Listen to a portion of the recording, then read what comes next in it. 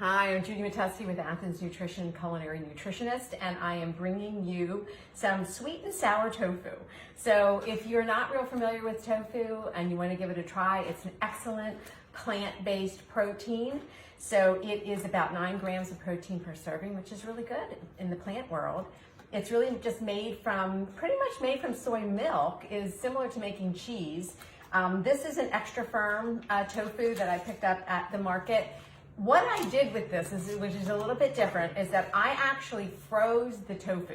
So I left it in its water bath that it came in. I didn't take it out of this original package. I just popped it in my freezer, mostly because I bought it and then I ended up not using it for the recipe that I thought I would. So I put it in the freezer.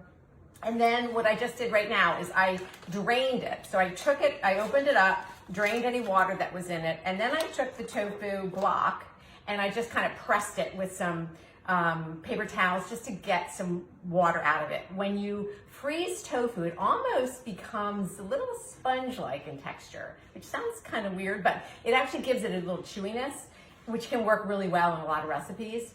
But it also then, when you defrost it, you could really get a lot of that water out of it. If you're just using an extra firm or firm tofu right out of the package and it's not frozen, which is fine, that's really the way this recipe is written, then just kind of pat it dry, try to get a little bit of that extra moisture off of it, because we are going to try to brown it. So I'm going to turn my skillet. I have a non-stick saute pan right here. I'm going to get it to like medium high. I do want it to, because I really want to get this brown, but we don't want to burn it either. So let me get that heated up a little bit. So we're going to take the tofu, and we're really just making this tofu into like a sweet and sour sort of sticky sauce that you can then serve it over rice. You can serve it with some stir-fried vegetables. So here's the block, and we're going to take it and we're going to cut it into pieces. You could go lengthwise with this if you wanted to, or you could cut it on the shorter end, which I think that's what I'm going to do. So maybe into, I don't know, 3/4 inch slabs, because we want to have, we want it thick enough to really give it some, meaty texture to it. But we don't want it so thick, because we want to make sure that the flavor that we're adding really is penetrating through into the tofu, because we want it to absorb it. Because tofu, again, is just a blank canvas, which is the beauty of tofu. It has its own little subtle flavor, but for the most part, it really is just going to take on the flavor of whatever you're adding to it. All right, so we're going to leave it in these rectangular pieces, and I'm going to just put it in a bowl right now, because what we're going to do is we're going to gently, so we don't want to break it up, we're going to gently toss it with some cornstarch. So maybe about 1/4 cup of cornstarch, just all over. Oh, that went everywhere.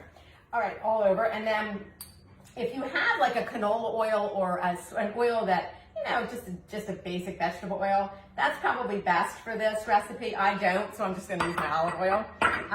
So we're going to get that into this pan, and maybe 1 to 2 tablespoons, depending on. It's ideally if you have a 10-inch skillet, this is better, because you can probably do them all at one time.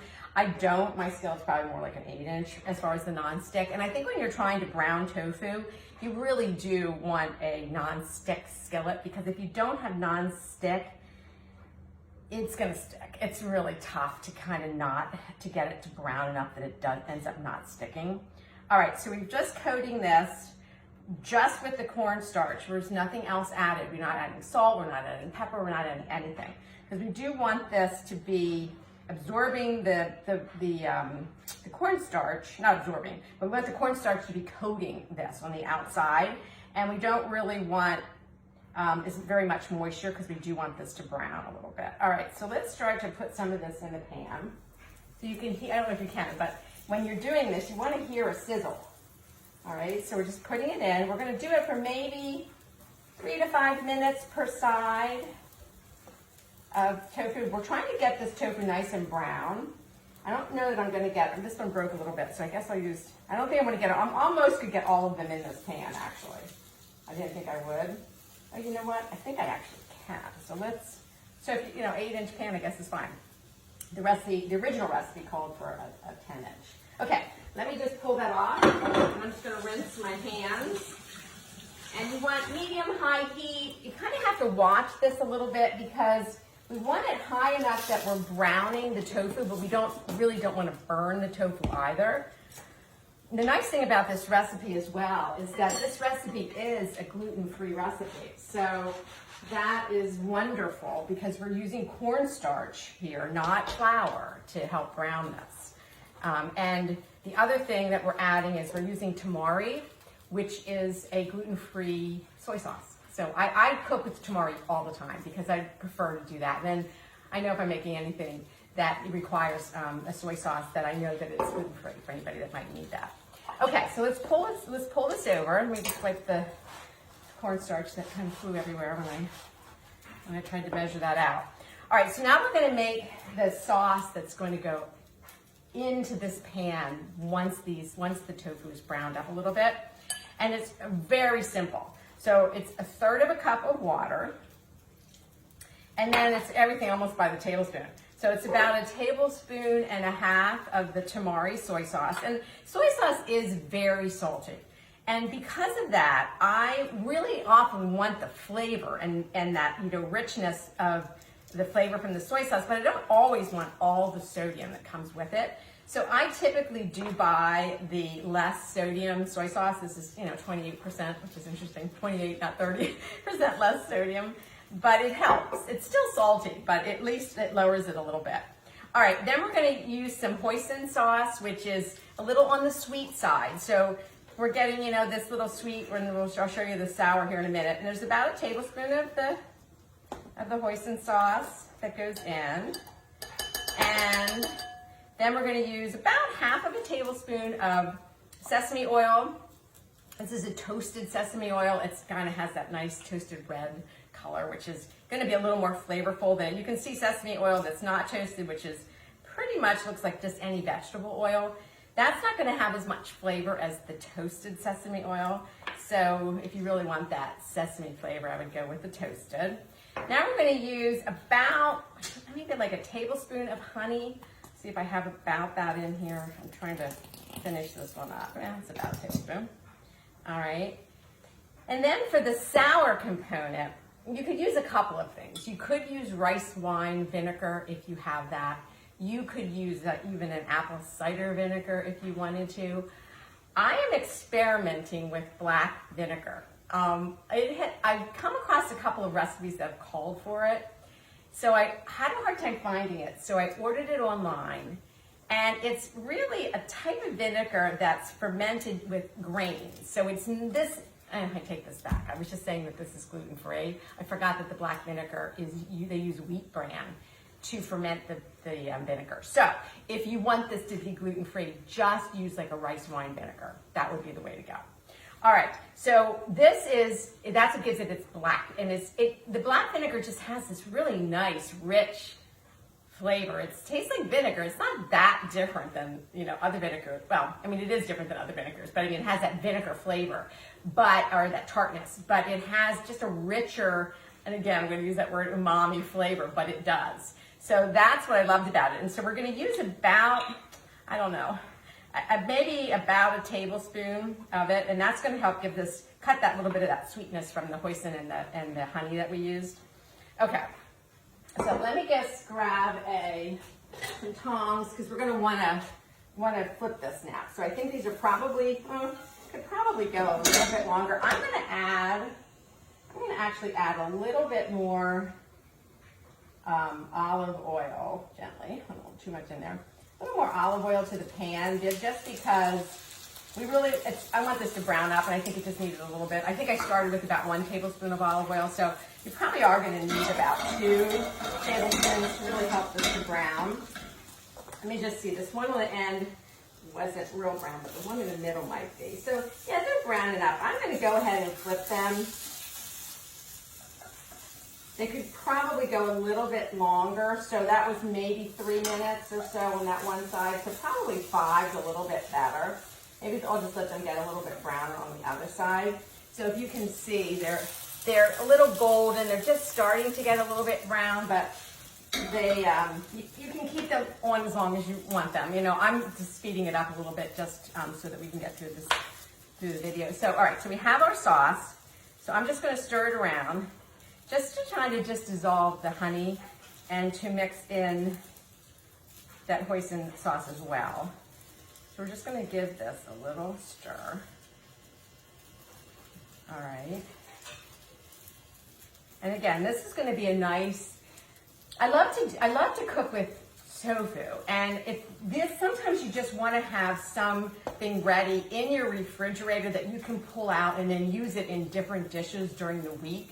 So sometimes cooking proteins ahead of time, whether it's, fish, which you could get a day or two after you cook it, that you can use it again. Chicken, something like that. I do a lot with tofu, and if I can find ways where I can cook it ahead of time so that I either can use it that night, a little bit of it that night, and then I will use the rest of it throughout the week. So I will probably end up cubing this up. I'll probably put it on my salads. You can warm it up and serve it over some brown rice.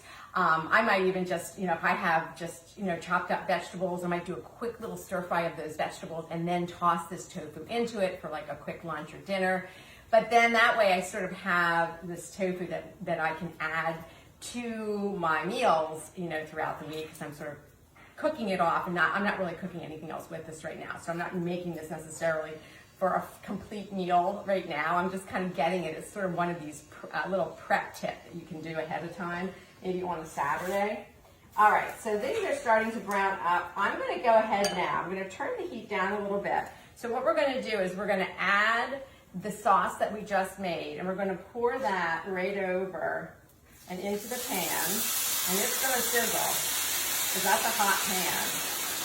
And we want it to. We want it to sizzle. We want this to really boil up, because what we're trying to do now is we're going to concentrate this sauce so that we're going to get this to cook up. We're going to boil off the water a little bit, reduce it so it gets a little bit sticky and a little thick, and it really begins to coat the tofu. And as this is cooking on the stove, I think you can see that pretty well. As this is cooking on the stove, the tofu is absorbing that flavor. So tofu, again, is pretty mild, doesn't have a whole lot of flavor. The nice thing, and the nice little trick about freezing a block of tofu is that when you freeze tofu, you can take it out of its container, drain it, put it in a freezer bag and put the block in the refrigerator and just freeze it that way, or I often just put it in its container. But when you freeze it, it does change its texture. It does get a little chewier. And as it does that, a lot of the water then can easily be squeezed out of the tofu that was originally in the tofu. And then it acts almost like a sponge. So frozen tofu actually tends to absorb more of the sauce into the inside of the tofu than just regular tofu right out of the package. So that's just that's a good little tip. And the other thing with tofu is that most tofus are made in a calcium bath, calcium water. That's part of when they're making tofu. It's usually set in liquid that has, calcium added to it. And what that does then is it also increases the calcium content of the tofu. So like, for example, this tofu, one serving of tofu has about 10% of your daily value of calcium, which is pretty good actually for, especially for a protein source, because most protein sources that we eat are not, particularly high in calcium unless you're eating canned salmon, which has the bones added to it, and you would get more calcium that way. All right, so here's this tofu's cooking away. I'm going to now flip this over so that we can kind of get this other side. Now, what's going to happen is that the cornstarch is what's really going to help to thicken this tofu. That one broke a little bit, but that's okay. All right, so it's going to thicken it, and it's really going to help to form a glaze. So I'm going to turn it way down. I think I'm going to turn it off. I think it's pretty well thick. So I don't know if you can see the thickness. If I get here, let me grab a spoon so that I can show you. So if I tip this down a little bit, but it's pretty thick. It's not even really rolling to the other end of the. Let me just see here. So it's a nice thick sauce. And as it's the cornstarch that really helps this to thicken up, because once cornstarch kind of comes to a boil, you really start to thicken, as a sauce will thicken. And this is what you've got. Now I'm going to let this sit, and it'll continue to absorb some of the flavors of the sauce. So the reason that I'm going to actually, able to just spoon some of the sauce on top of the tofu where the cornstarch kind of stuck to the bottom of the pan a little bit. And now, so then this is going to be a super flavorful protein addition to my salads this week, you know, over rice with vegetables. And you can see how quickly we did it. It's just super fast, super easy. So if you're trying to play around a little bit with tofu and you're not really sure what to do with it, this might be a good starter recipe for you, because again, very easy, pretty simple ingredients, and it has such a nice, intense flavor. All right, again, Judy Matuski with Athens Nutrition. Always reach out to us if you need any support when it comes to nutrition. And if you enjoy our videos or you find them really helpful, we would love it if you could share it with friends and family. The more that we can, you know, we would love to have more people join our Athens Nutrition community. We really enjoy putting out good information that we hope is super helpful for you. All right, stay well until next week.